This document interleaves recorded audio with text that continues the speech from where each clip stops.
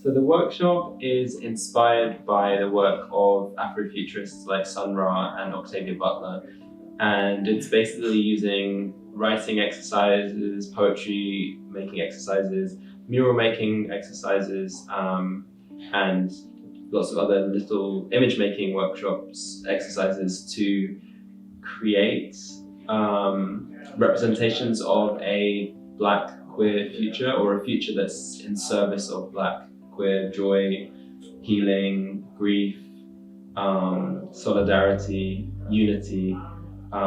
This is the fourth workshop which I'm calling Black Queer World Building Workshops, the first of which have taken place in London with a group called OPAL, which stands for Out Proud African LGBTQI, which is a group of refugees and asylum seekers, predominantly from Uganda and Nigeria and Cameroon, from 10 African countries in total, but they're all people who are fleeing from repressive anti-gay laws that have been put in place by England.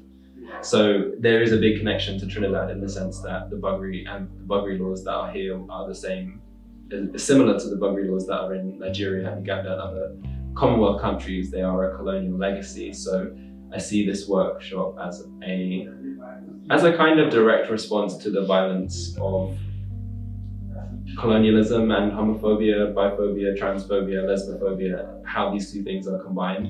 And it's a kind of healing response in the sense that it's trying to connect up all those people who are surviving and resisting those energies and just be like, we are, I am one, we are one. So I feel like it really resonates with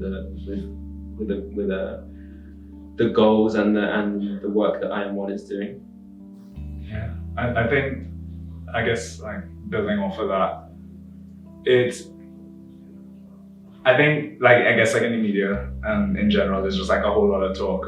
And some people are confused, some people have no idea why we're doing what we're doing. And so just adding my own perspective on that, I think it's critical, I guess, for people to appreciate that safety and health are essential for life and for everyone to survive.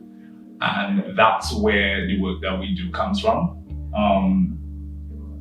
We, I guess, as LGBTQ people, do face the types of oppressions that, bars and prohibit us from surviving. And in doing this work, it benefits everyone to have a healthy, peaceful, prosperous future.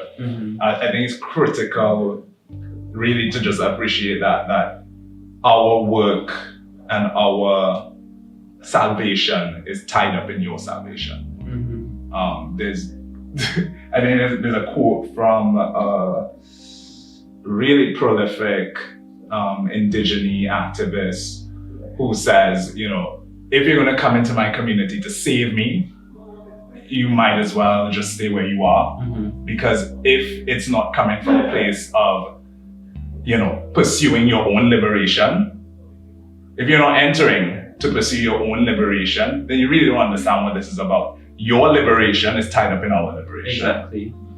Yeah. And we're not looking for any more foreign saviors. Yeah, and that's the nail on the head for me. I think I don't want to I can't talk with any confidence about what Trinidad should or shouldn't do in terms of LGBTQIA people and legislation and these kind of things, how they should change.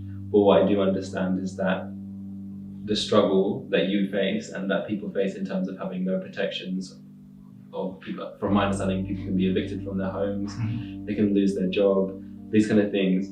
I mean, on a law, homosexuals can also be, along with the mentally feeble, I think is how it's described, can be barred entry from the country. Right. But that, for me, that is